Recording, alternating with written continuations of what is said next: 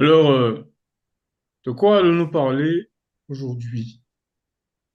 Bien, nous parlerons des signes des temps et principalement les signes des temps en relation avec les événements qui se déroulent en Palestine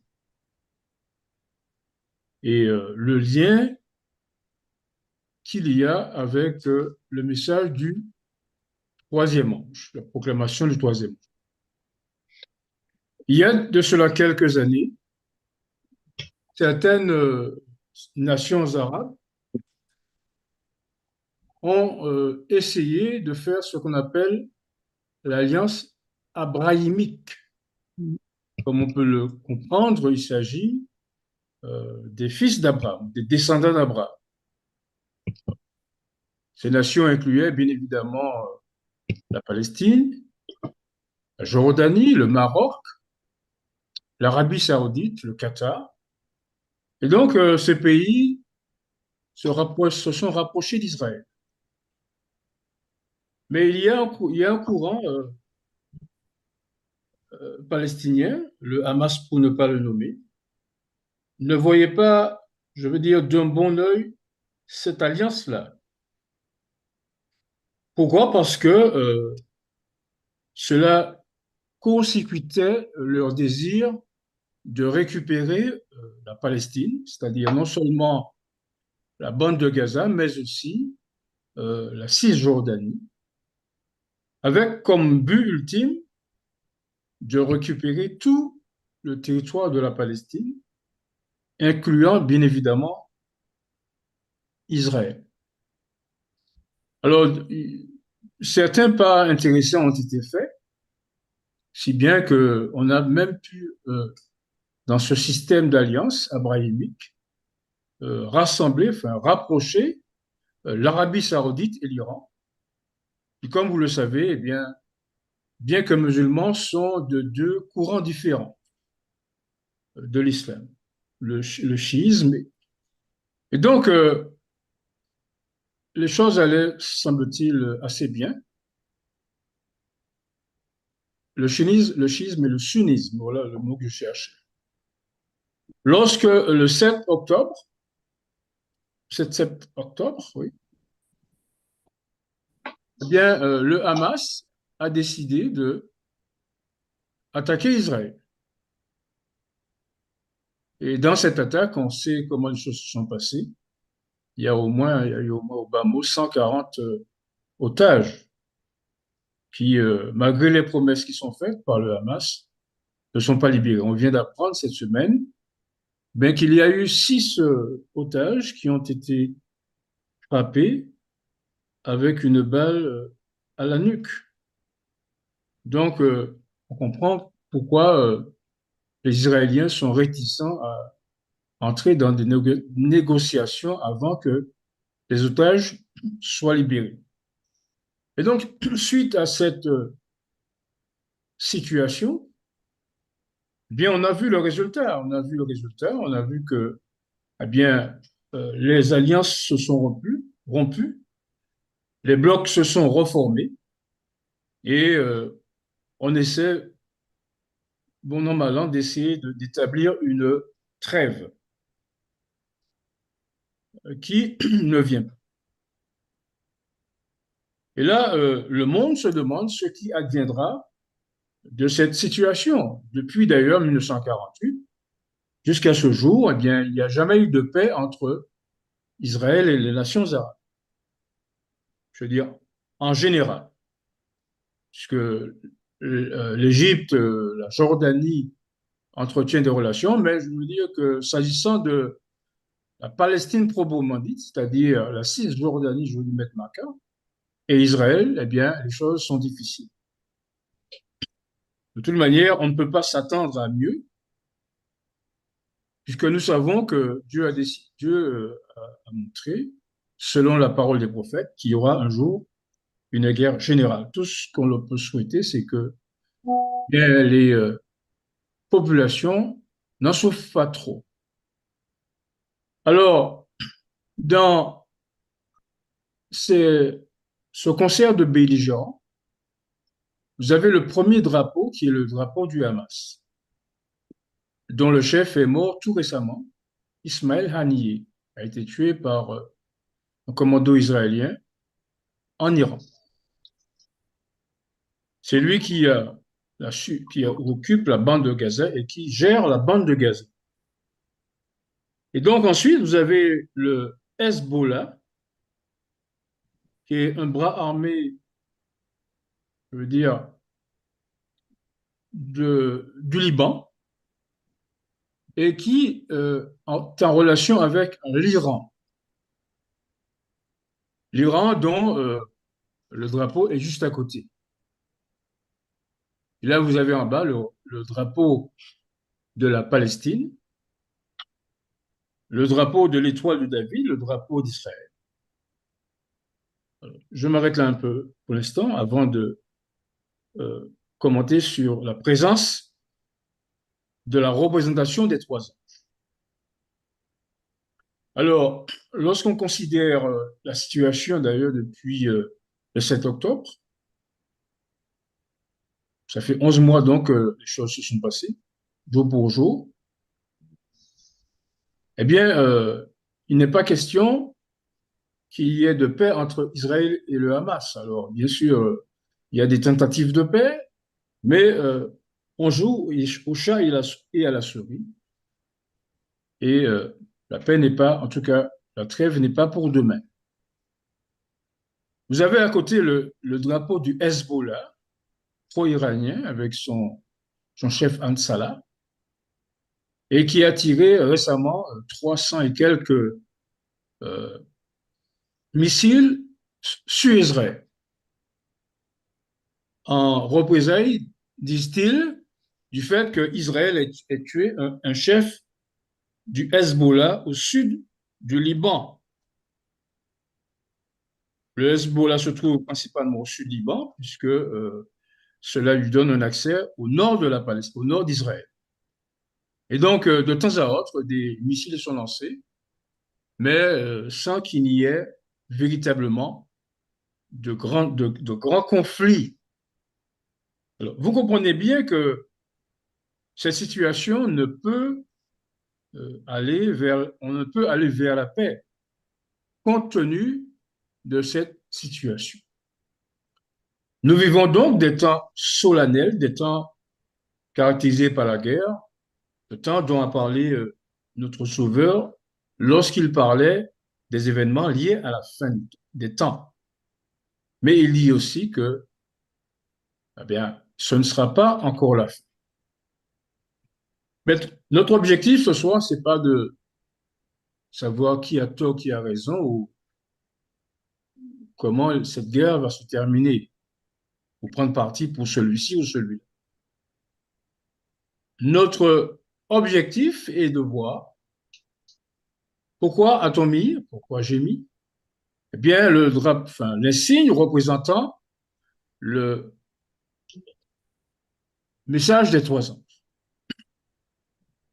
Alors, je voudrais juste faire une petite griffe sur ce drapeau, enfin, pas celui-là, mais celui qui représente aujourd'hui l'Église adventiste. Si la sœur White était en vie, elle aurait fustigé ce changement, puisqu'elle dit que, elle avait prédit que un jour ce drapeau serait changé. Et les signes caractéristiques de notre message seraient dilués. Alors, lorsqu'on voit, je veux dire, la bannière adventiste aujourd'hui, ou le signe adventiste, euh, personne ne peut deviner qu'il y a un message de trois anges, un message qui est particulier, un message qui dénonce l'union un jour entre les protestants et la bête piment de la terre, c'est-à-dire la papauté, dont le but sera d'établir des lois du dimanche. Alors, lorsqu'on considère ces choses, on voit que les choses vont crescendo, c'est-à-dire que on n'a pas seulement eu cette attaque, mais on est allé plus haut dans le symbole. Alors, j'étais aux États-Unis lorsque j'ai appris que le ministre de la Défense israélien est monté sur le mont du Temple. Cela figure dans l'Express le 27/8/2024. Alors, pour l'adventiste moyen, excusez-moi de le dire ainsi, cela ne veut rien dire. C'est-à-dire que c'est une guerre comme une autre, un événement comme un autre, mais sans que cela n'ait une importance quelconque, une importance, je veux dire, capitale, une importance primordiale.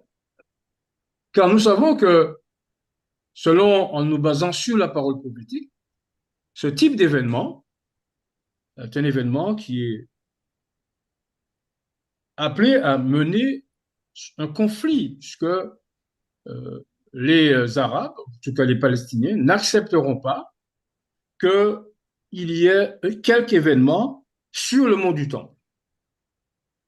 Et ceux qui suivent la chose palestinienne, la chose arabe, la chose israélienne, savent qu'en 2000, Ariel Sharon est monté sur le mont du Temple et cela a créé la première intifada, c'est-à-dire un lancer de pierre qui n'en finissait pas.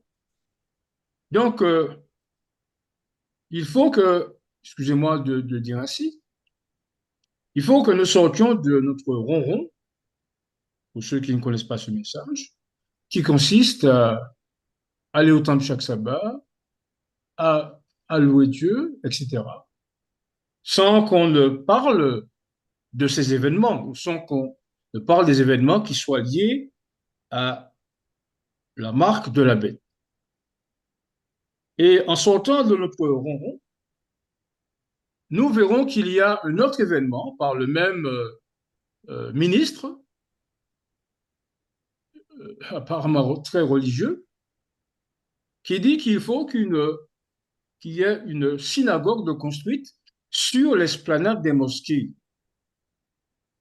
Alors, on me dirait quel est finalement le caractère de gravité de cet événement.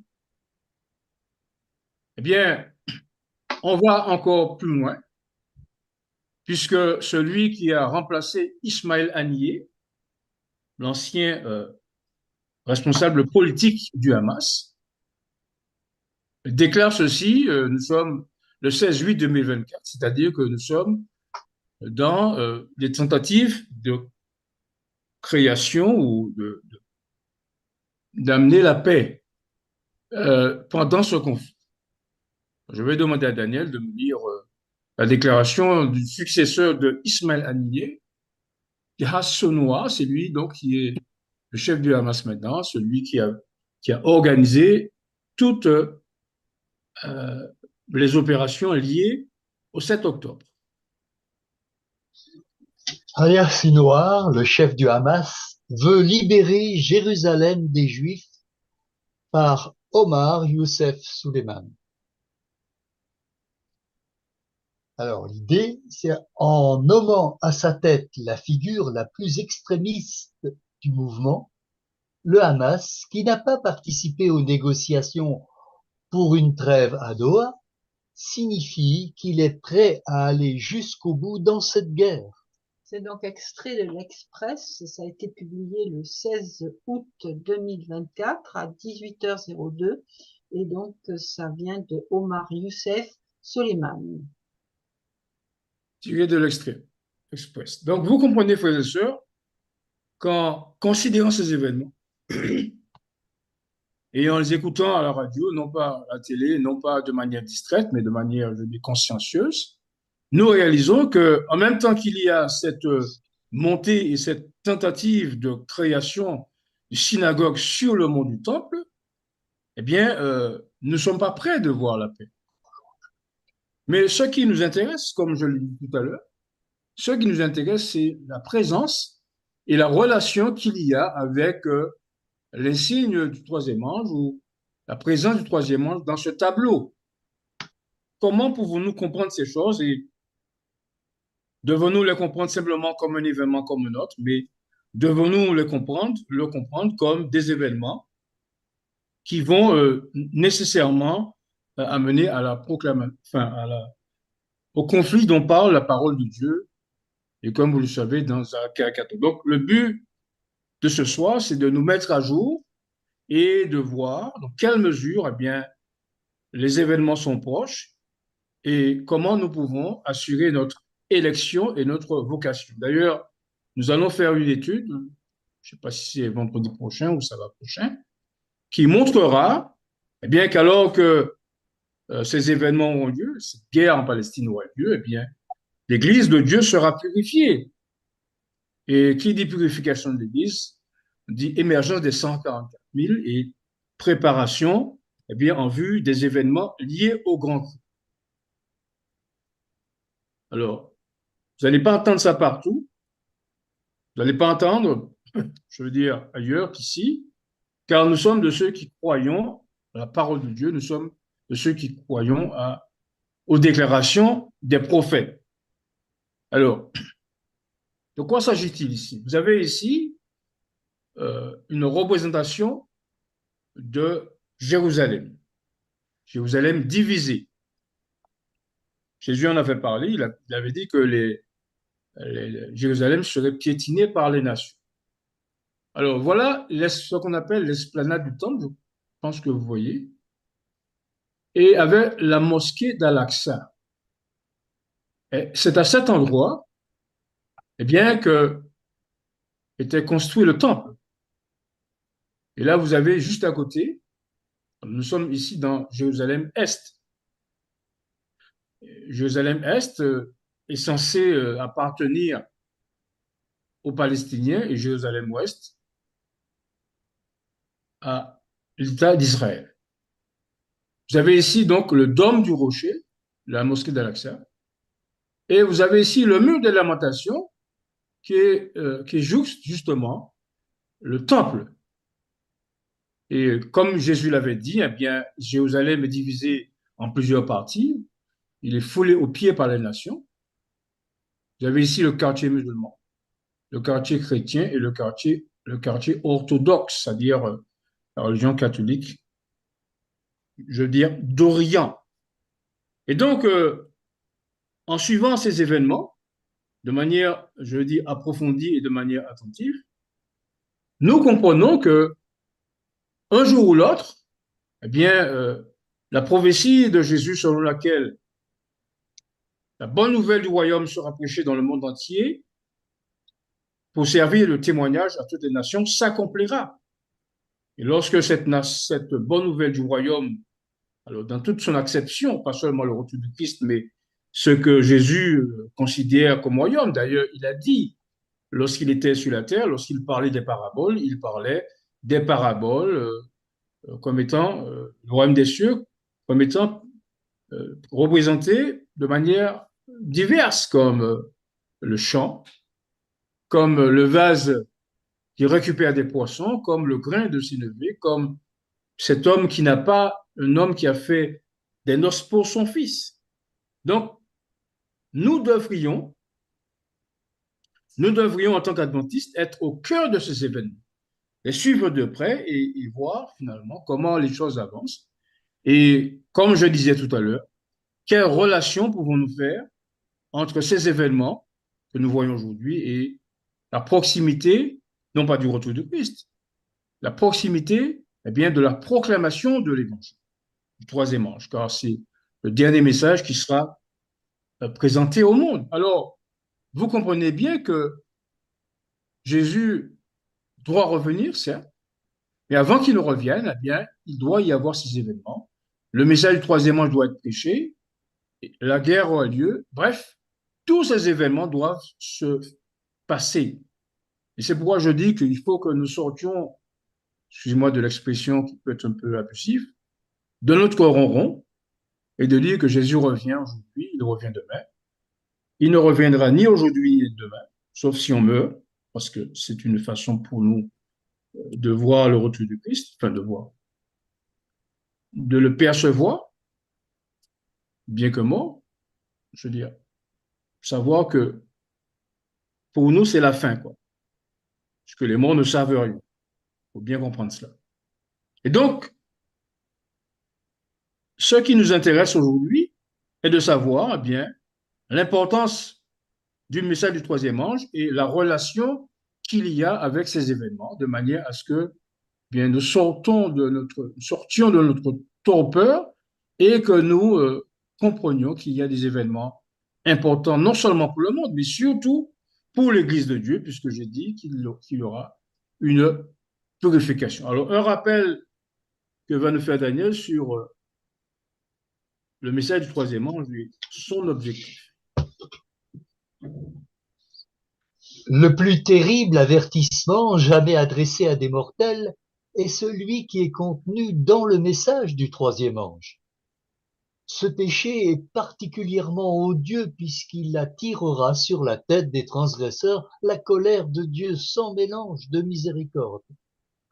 On ne saurait donc laisser le monde dans les ténèbres sur une question de cette importance. La mise en garde contre ce péché doit parvenir au monde avant que les jugements de Dieu fondent sur lui. Chacun devra en connaître les motifs et avoir l'occasion d'y échapper. Or, la prophétie déclare que cette proclamation sera faite par le premier ange à toute nation, à toute tribu, à toute langue et à tout peuple. L'avertissement du troisième ange, qui fait partie de ce triple message, ne doit pas avoir une publicité moins large. Il sera, dit la prophétie, proclamé d'une voix forte par un ange qui vole au milieu du ciel. Il attirera donc l'attention du monde entier. Tragédie des siècles, chapitre 25, page 487, premier paragraphe. Voilà donc le message du troisième ange, lequel sera prêché dans le monde entier avec force, précisément lorsque les lois du dimanche seront en vigueur. Excusez-moi une petite seconde, s'il vous plaît. Quelle relation y a-t-il entre ce territoire qui est mouvementé, sur lequel il y a plein de problèmes en ce moment? Quel rapport y a-t-il entre ceci et le message des trois anges? D'aucuns pourraient dire, comme ceux qui fustigeaient la proclamation de l'Évangile, aux premières heures de l'Évangile, qu'est-ce donc que cette étrange doctrine? Ou d'autres diraient, qu'est-ce donc que cette nouvelle doctrine? Alors, le problème n'est pas de savoir si c'est étrange ou pas, ou nouveau. Le problème est de savoir est-ce que cela est en relation avec la parole de Dieu? Est-ce que c'est la vérité? Allons-nous simplement, comme des spectateurs, sur notre balcon et regarder les événements qui se passent sans pouvoir donner une réponse qui soit, je veux dire, conforme à la parole de Dieu? Alors, on parle de Gog et Magog, on parle de, je veux dire, d'Armageddon.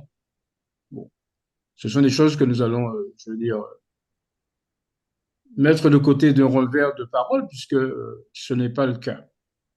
Ces événements, comme on va le voir, ce sont des événements qui sont déroulés dans le cadre du temps de grâce. Alors, vous voyez donc cette carte de Palestine, la Cisjordanie, la partie en jaune, c'est le partie réservée aux Palestiniens, et cette fameuse bande de Gaza que l'on voit à côté. Tout cela constitue la Palestine comme, pour les Palestiniens, comme on peut le voir ici. Et vous avez ici la partie en vert, Israël, qui couvre 23 000 km², j'allais dire seulement. Et donc, cherchons à comprendre ce que Dieu veut nous donner. Et dans ce cadre-là, je demande à Dieu d'être aussi clair que possible, de manière à ce que nous comprenions ces choses. Car étant nouvelles, étant pour certains étranges, mais cela pourrait laisser à penser que nous enseignons des faussetés. Mais puisque le Saint-Esprit nous accompagne, puisque nous avons prié, nous allons donc ouvrir nos cœurs à l'influence de l'Esprit Saint, de manière à ce que, eh bien, nous comprenions ce que Dieu a pour nous aujourd'hui et quel rôle il veut que nous jouions au cours des années à venir.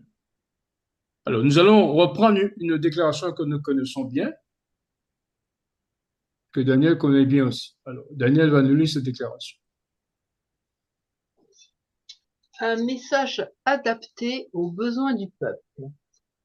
À chaque tournant de l'histoire, il y a un nouveau développement de la vérité, un message de Dieu à la génération présente. Les vérités anciennes conservent toute leur importance, et les vérités nouvelles ne sont pas indépendantes des anciennes, elles n'en sont que le complément. Les vérités nouvelles ne peuvent être comprises qu'à la lumière des anciennes. D'un autre côté, la lumière qui brille dans les vérités nouvelles illumine celle du passé. Celui qui rejette ou néglige les nouvelles ne possède pas vraiment les anciennes. Elles perdent pour lui leur puissance vivifiante et deviennent une forme inerte. Il est des hommes qui croient et enseignent les vérités de l'Ancien Testament tout en rejetant celles du Nouveau. Mais en refusant de recevoir les instructions du Christ, ils montrent qu'ils ne croient pas aux paroles des patriarches et des prophètes. C'est pourquoi il n'y a aucune puissance dans leur enseignement de l'Ancien Testament. Un grand nombre de personnes qui s'imaginent croire et enseigner l'Évangile Oui. commettent la même erreur en laissant de côté les Écritures qui constituent l'Ancien Testament, dont le Christ a dit « Ce sont elles qui rendent témoignage de moi ». En rejetant l'Ancien Testament, elles rejettent virtuellement le Nouveau, car les deux font partie d'un tout inséparable.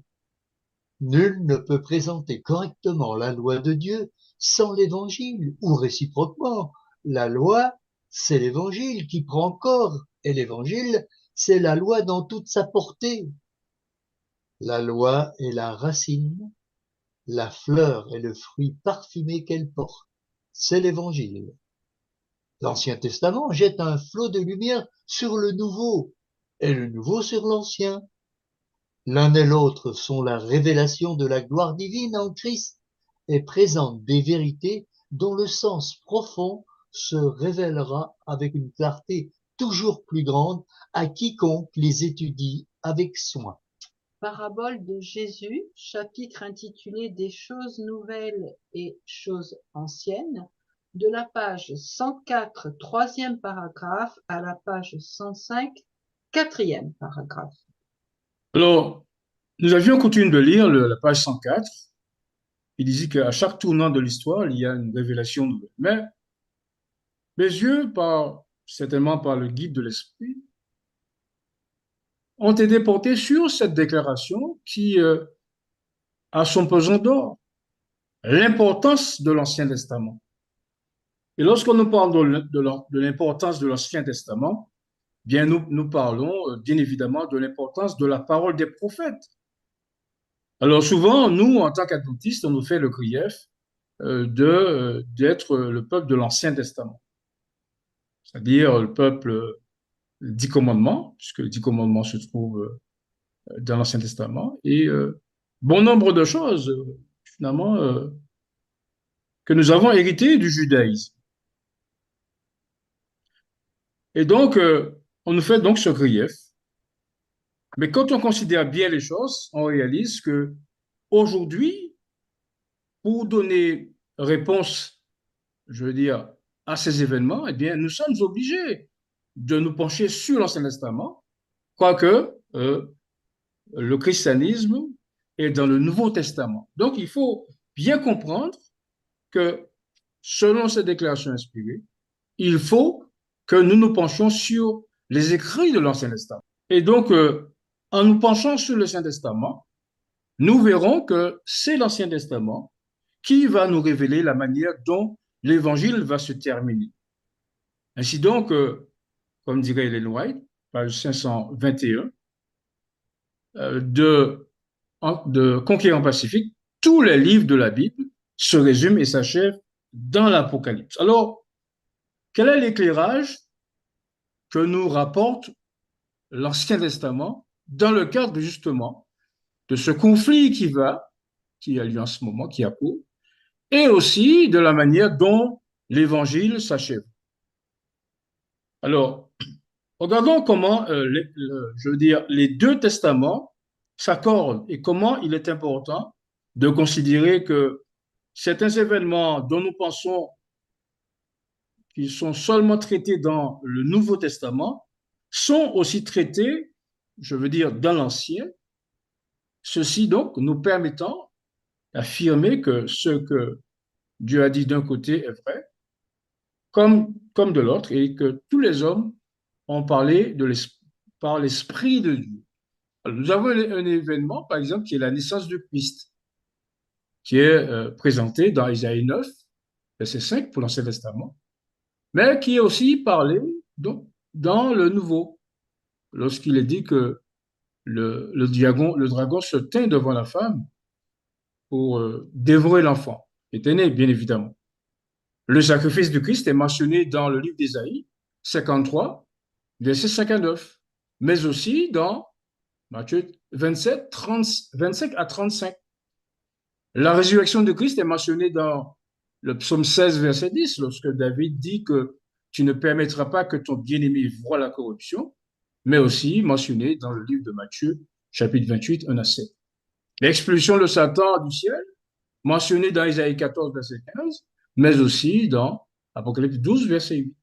La trahison de Judas, mentionnée dans Zacharie 11, verset 13, mais aussi dans Matthieu 27, 3 à 5. Les nouveaux cieux et nouvelles terres, le savions-nous? Ésaïe 65, verset 17, jusqu'au verset 21. Matthieu 21, pas Matthieu, mais je suis trompé ici, c'est là. L'Apocalypse, vous allez corriger donc. Matthieu 21, verset, Apocalypse 21, verset 1. Le millénium, décidément, je suis distrait. Le millénium mentionné dans Jérémie 4, verset 20 à 23, et aussi dans Apocalypse 20, verset 3. La seconde mort, mentionnée dans Isaïe 66, verset 22, mais aussi dans Apocalypse 20, verset 15. La vie éternelle, mentionnée dans Isaïe 65, verset 22, lorsqu'il est dit que le jour de mes élus seront comme le jour des arbres. Et Jean 3, verset 16, que nous avons appris dès notre enfance. Donc, comme nous pouvons le voir, il est donc important d'étudier l'Ancien Testament de manière à comprendre les événements qui se déroulent devant nous et de comprendre la manière dont Dieu achèvera l'œuvre. Et donc, puisqu'il est important d'étudier l'Ancien Testament, car il nous rapporte la parole des prophètes. Je rappelle que selon le livre Jésus-Christ, page 828, les apôtres, pardon, les prophètes étaient enseignés par Christ. Alors, Daniel va nous rappeler ces deux versets en faisant une pause après prophète. Et l'ange, que je voyais debout sur la mer et sur la terre, leva sa main droite vers le ciel. Apocalypse 10, verset 5. Et jura par celui qui vit au siècle des siècles, qui a créé le ciel et les choses qui y sont, la terre, mais qu'au jour de la voix du septième ange, quand il sonnerait de la trompette, le mystère de Dieu s'accomplirait, comme il l'a annoncé à ses serviteurs, les prophètes. Merci. Apocalypse, chapitre 10, versets 6 et 7. Un commentaire avant de lire le texte suivant. Le mystère de Dieu, nous l'avons souvent de fois expliqué, selon Colossiens 1, verset 24 à 27, le mystère de Dieu n'est autre chose que la proclamation de Christ parmi les païens. Et Paul explique ça, eh bien, il a reçu cette mission de l'Église afin qu'il annonçât le mystère de Dieu, c'est-à-dire la proclamation de Christ païen. Et donc, nous réalisons que pour bien comprendre la manière dont l'Évangile va s'achever, eh bien, il faut se rapprocher des prophètes. Et avec leurs enseignements, nous le saurons. Et nous serons dans le vrai. Nous ne serons pas dans la situation, hélas, je le dis un peu avec tristesse, les plans que font l'Église. Alors, chaque année, vous avez un plan, 40 jours de prière, 40 jours de jeûne par ici. Et par exemple, l'année prochaine, en 2025, en 2025, il y aura la Pentecôte du territoire du nord des États-Unis. Alors, lorsqu'on parle de Pentecôte, nous parlons de quoi? On ne peut pas avoir la Pentecôte l'an prochain. Il faut d'abord déjà que l'Église soit purifiée, mais il faut que la marque de la bête soit établie. Donc, vous savez, voyez, il y a différents plans qui sont faits et nous y sautons, je veux dire, tels des brebis, j'allais dire de panurge, sans réaliser que ce que bien la hiérarchie propose n'est pas nécessairement ce que Dieu propose à travers la parole des prophètes. Et donc, si nous croyons à la parole des prophètes, nous ne croirons pas que la Pentecôte 2025, ce sera pour l'année 2025, mais nous comprendrons bien que il faut absolument se référer à la parole des prophètes pour, je veux dire, comprendre le projet de Dieu. Alors, ce qui est de très important dans ce texte, c'est que Jean reçoit un enseignement. Et qui va l'enseigner? Daniel va nous le dire. L'ange puissant qui instruisit Jean n'était autre que le Christ. Ellen White, Commentaire biblique adventiste, volume 7, page 971. En clair, lorsque nous allons lire la parole des prophètes, s'agissant du mystère de Dieu, c'est-à-dire s'agissant de la fin de la prédication de l'Évangile, s'agissant de la prédication du message final des trois anges, eh bien, nous accepterons cette parole comme venant de Jésus lui-même. Et si Jésus nous instruit par les prophètes, par Jean, eh bien, nous accepterons volontiers, et je veux dire son enseignement, et nous rejetterons les fabrications, je veux dire, de tel ou tel pseudo-berger. Nous apprenons comment ils vont terminer l'œuvre évangélique.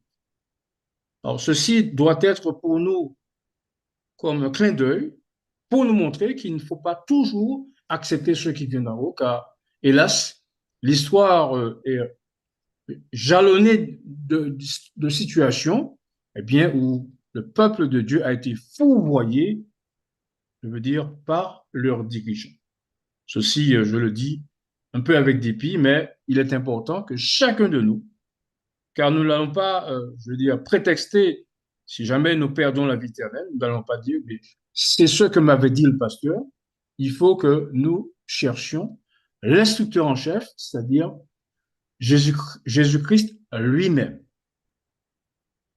Alors, puisque Jésus va nous enseigner à travers les prophètes, écoutons ce que l'un d'eux va nous dire en relation avec le message des trois anges dans sa phase terminale, et surtout, sans perdre de vue les événements qui ont lieu, car Jésus, l'enseignant des prophètes, va nous montrer que il faut, en tant qu'adventistes, que nous suivions attentivement ces événements, car la proclamation du troisième ange y est fortement attachée. On poursuit donc. Pousse des cris d'allégresse et réjouis-toi, fille de Sion, car voici, je viens et j'habiterai au milieu de toi, dit l'Éternel. Beaucoup de nations s'attacheront à l'Éternel en ce jour-là et deviendront mon peuple. J'habiterai au milieu de toi et tu sauras que l'Éternel des armées m'a envoyé vers toi. Dans Zacharie, chapitre 2, versets 10 et 11. Je continue avec Apocalypse. Non, non, arrête-toi là, pour l'instant. Arrête-toi là. Alors, je n'ai pas entendu. rappelez-vous le texte de Jésus à Jean. Le mystère de Dieu s'accomplira comme il a déclaré à ses serviteurs les prophètes.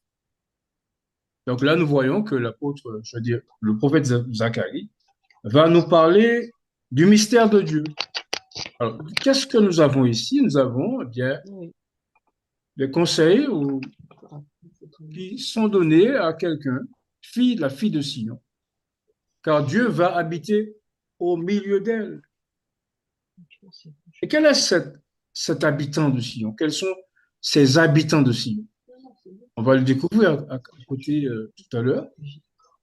Et lorsque Dieu va habiter parmi son peuple, là on n'est pas encore dans le retour du Christ, hein, on est des événements qui précèdent la fin de la prédication de l'Évangile, bien beaucoup de nations s'attacheront à l'Éternel en ce jour-là. Les Anglais disent the Gentiles, pour montrer que ce ne sont pas des Israélites. Donc, manifestement, les personnes, la fille de Sion, qui se réjouit de ce que Dieu habite au milieu d'elle, bien, représente bien les Israélites d'aujourd'hui, les Israélites chrétiens, les 144 000 qu'on va voir tout à l'heure. Et donc, manifestement, ces personnes, si elles sont ajoutées au peuple de Dieu, elles ne sont pas ajoutées, je veux dire, sans qu'il y ait un message.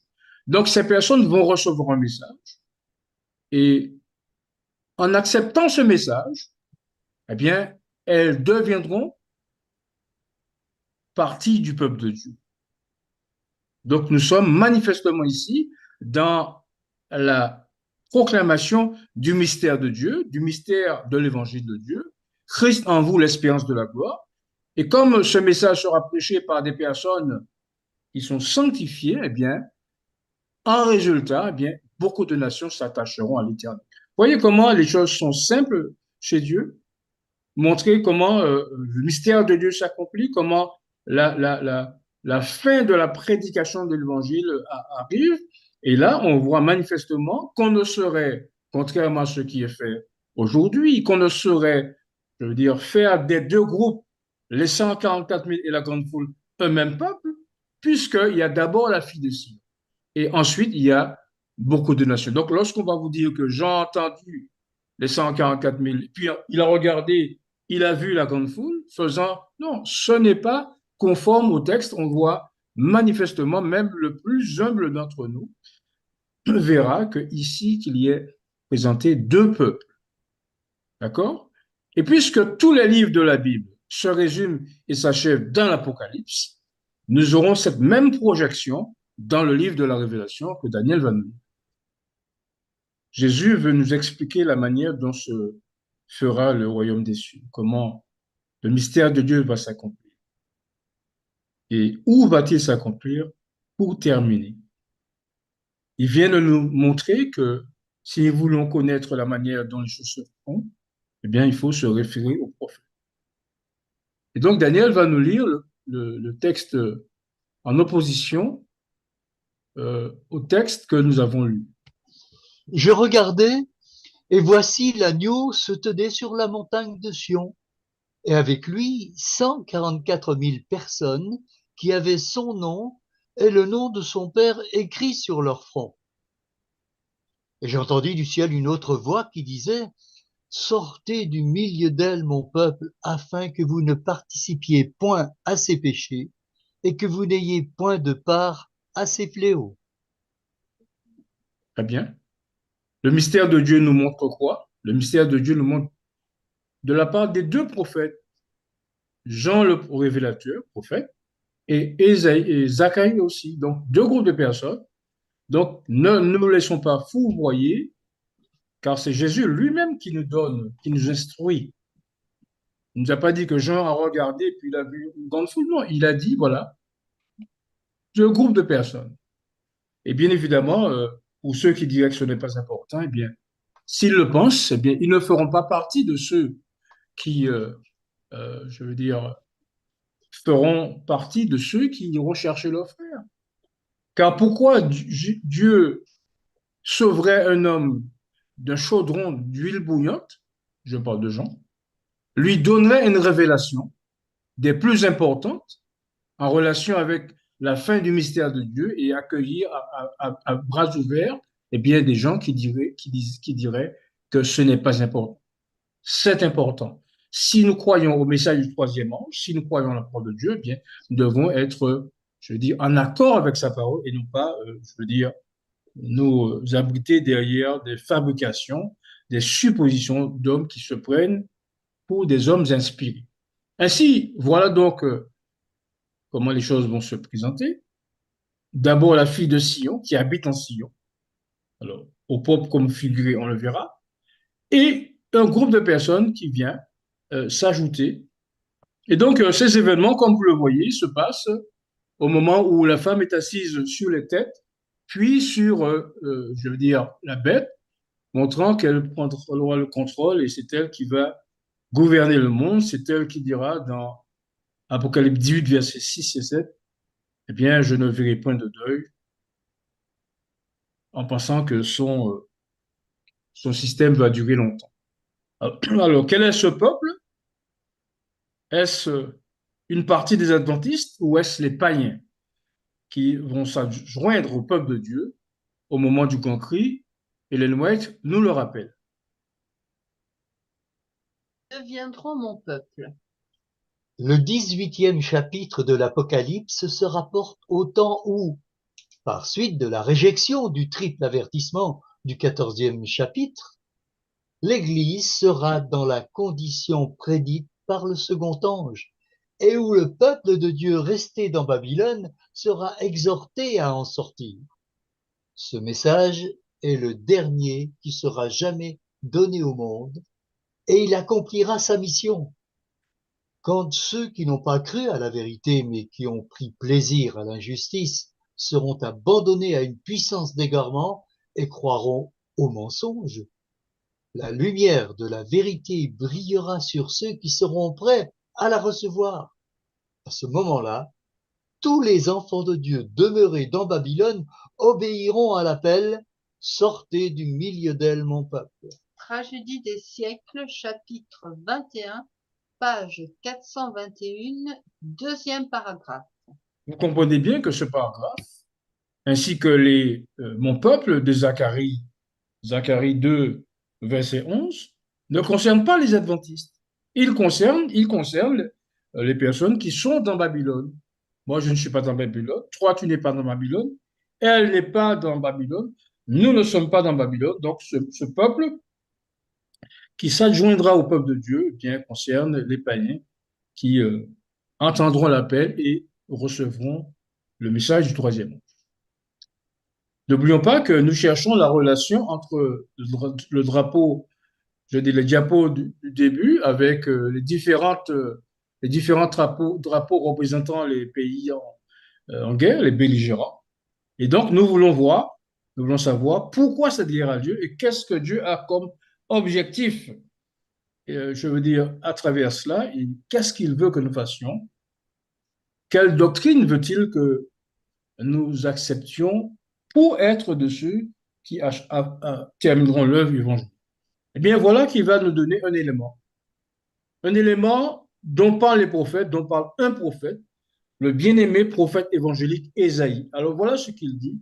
Et attention, souvenons-nous que Jésus a dit, pardon, que son mystère, le sien, c'est-à-dire Christ en nous l'espérance de la gloire, s'accomplira par la parole des prophètes. Voyons donc le premier texte en relation avec le quartier général de l'Évangile dans les derniers temps.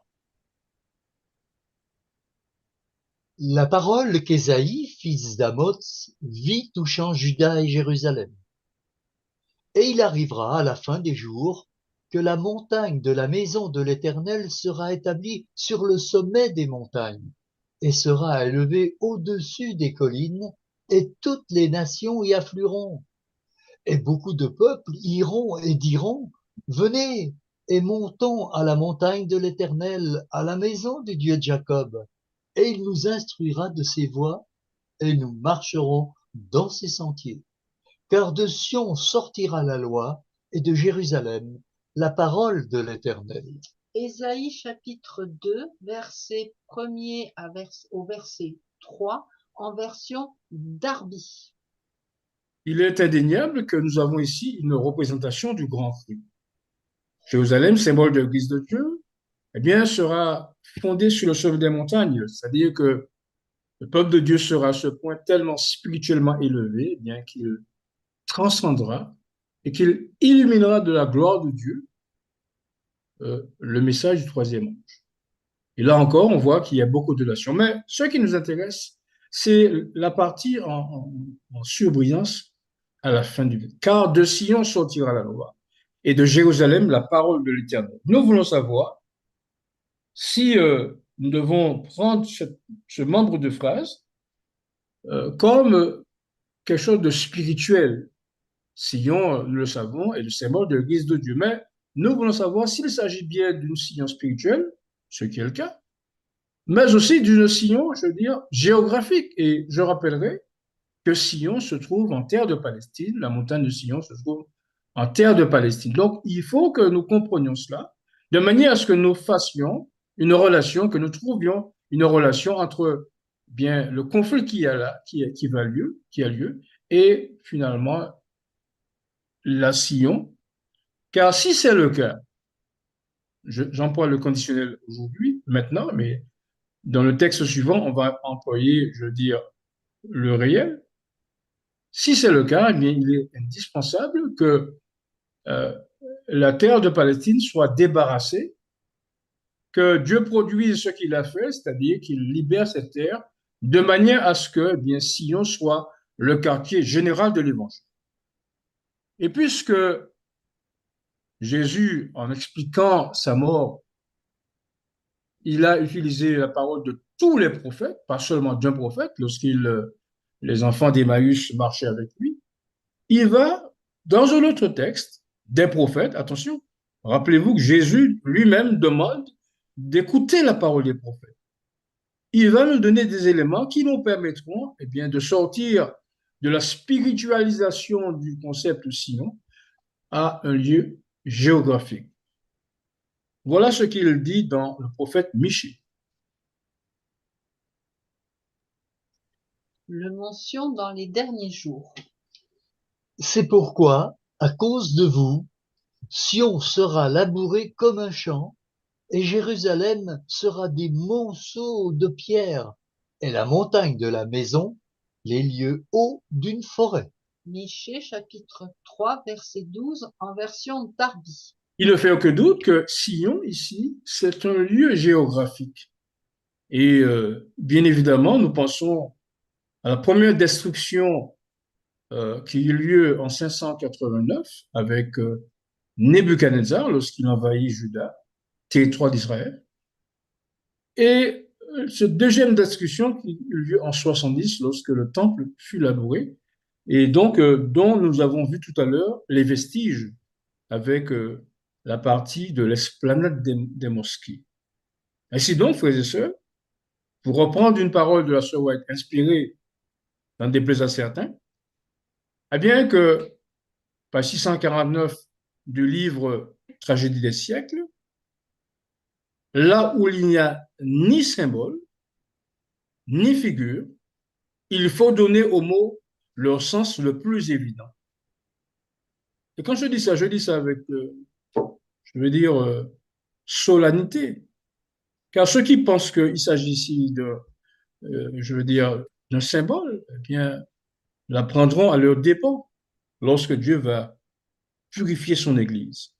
Rappelez-vous, vous ne sauriez, je veux dire, si au convenir aux paroles du Christ.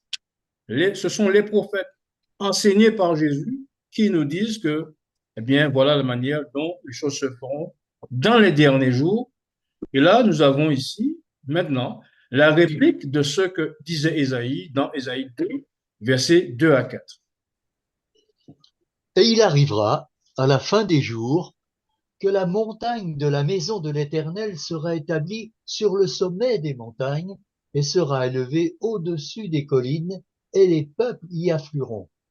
Et beaucoup de nations iront et diront, venez et montons à la montagne de l'Éternel et à la maison du Dieu de Jacob. Et il nous instruira de ses voies, et nous marcherons dans ses sentiers. Car de Sion sortira la loi, et de Jérusalem la parole de l'Éternel.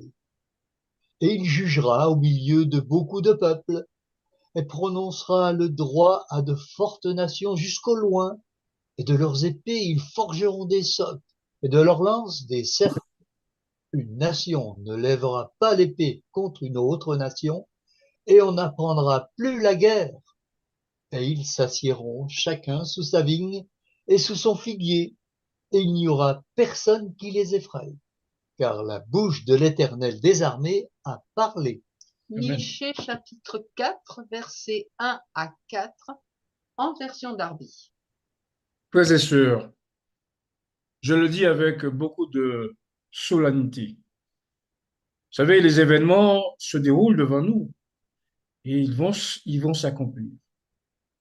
Mais mon souhait et mon vœu, c'est que, eh bien, vous qui écoutez, vous qui êtes nouveaux je veux dire, dans ce message. Vous qui entendez ici et là que nous sommes dans l'erreur, voilà Jésus qui parle par Michée à la fin des jours. On vient de voir que le texte précédent, eh bien, parlait d'un temple qui est élaboré. On n'est pas dans le spirituel. Donc, à la fin des jours, la montagne du Sion, en terre de Palestine, sera le haut lieu de l'évangile, sera le dernier quartier de l'évangile. Car c'est de cette manière que, eh bien, les saints seront rassemblés lorsque Dieu aura fait habiter ses 144 000 serviteurs de Dieu saints et irrépréhensibles.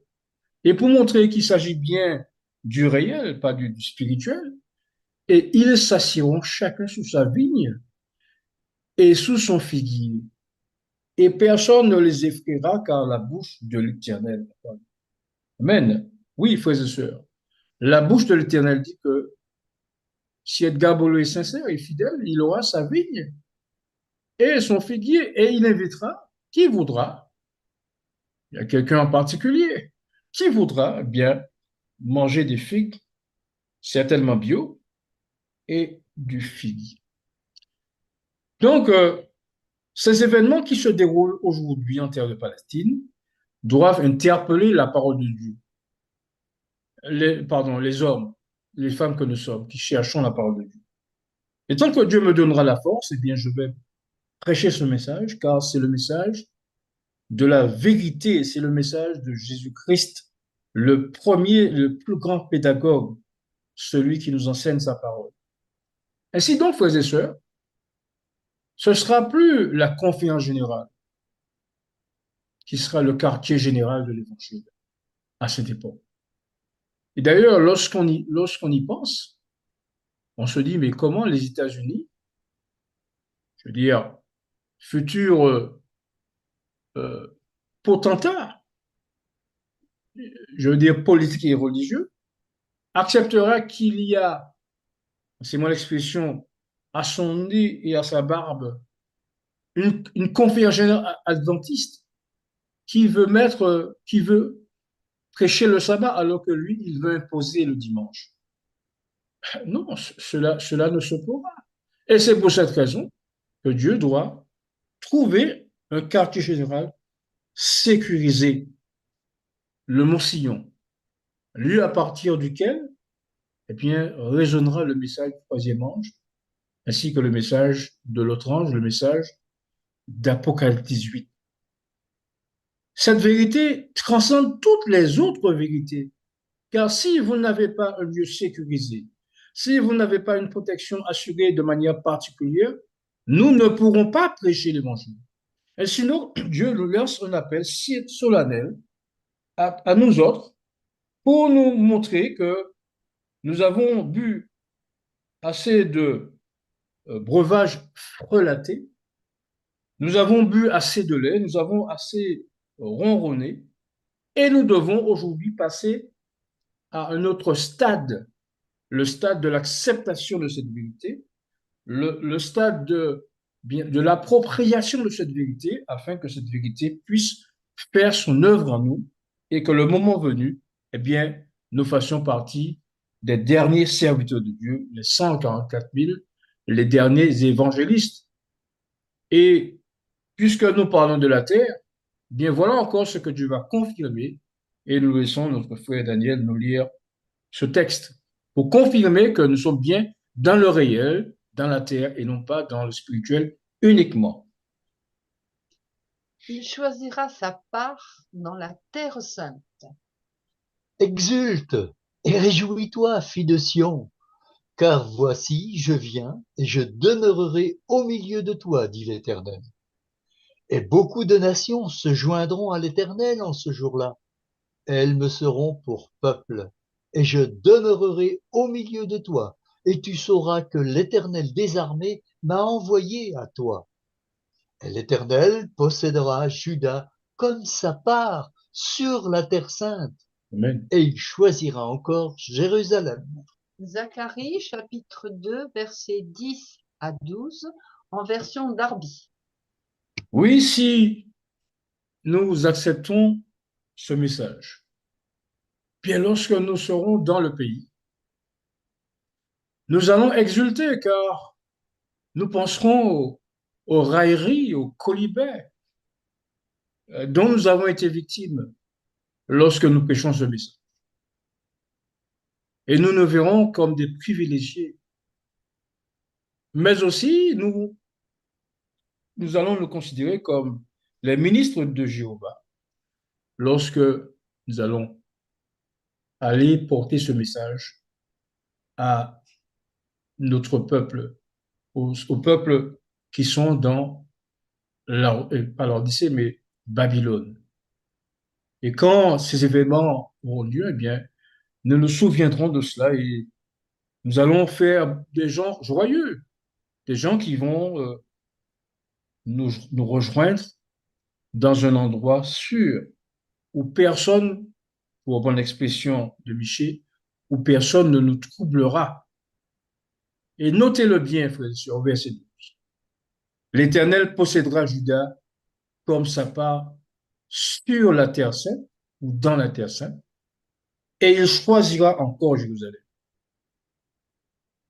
Qui est celui qui peut contester la parole de Dieu, la parole de notre Dieu, montrant comment les événements vont se passer et comment ces événements qui aujourd'hui sont là, eh bien, sont les prémices des événements encore plus catastrophiques qui vont survenir lorsque Dieu a décidé que les choses méritent d'être, je veux dire, devraient se terminer, comme Ellen White le dit dans un de ses livres, page 215, du Testimonies for the Church, volume 5. Et donc, tout cela nous amène à considérer encore la question de la terre, et puisque c'est Jésus lui-même qui en a parlé à, je veux dire, Zacharie, voyons ce qu'il dit lui-même dans le livre de Luc. Jusqu'à ce que le temps des nations soit accompli. Lorsque vous verrez Jérusalem investie par des armées, sachez alors que sa désolation est proche. Alors que ceux qui seront en Judée fuient dans les montagnes, que ceux qui seront au milieu de Jérusalem en sortent, et que ceux qui seront dans les champs n'entrent pas dans la ville. Car ce seront des jours de vengeance pour l'accomplissement de tout ce qui est écrit. Malheur aux femmes qui seront enceintes et à celles qui allaiteront en ces jours-là. Car il y aura une grande détresse dans le pays et de la colère contre ce peuple. Ils tomberont sous le tranchant de l'épée, ils seront emmenés captifs parmi toutes les nations, et Jérusalem sera foulée aux pieds par les nations, jusqu'à ce que les temps des nations soient accomplis. Luc chapitre 21, versets 20 à 24. Là où il n'y a ni symbole, ni figure, il faut donner aux mots leur sens le plus évident. Nous sommes ici dans une ville réelle, Jérusalem, celle la même où Jésus a fait du bien, et il déclare que, eh bien, lorsque ou après qu'elle sera détruite par Cyrus, mais Titus, eh bien, les nations vont la fouler aux pieds. Mais le fait qu'il utilise l'adverbe de temps jusqu'à ce que désigne manifestement un temps limité quant au piétinement des nations. Ainsi, voilà notre ville. Vous avez ici le temple. Vous avez ici, comme on a vu tout à l'heure, quartier musulman. Et c'est là où le ministre Gide est monté et c'est là qu'il a demandé qu'on fasse une synagogue. Donc les choses avancent. Considérez-les, surveillez-les, mais en même temps, assurez votre vocation et votre élection. Et puisque la terre est occupée, et puisqu'elle doit devenir le dernier quartier général de l'Évangile, il faut donc qu'il y ait une guerre pour, je veux dire, libérer le territoire.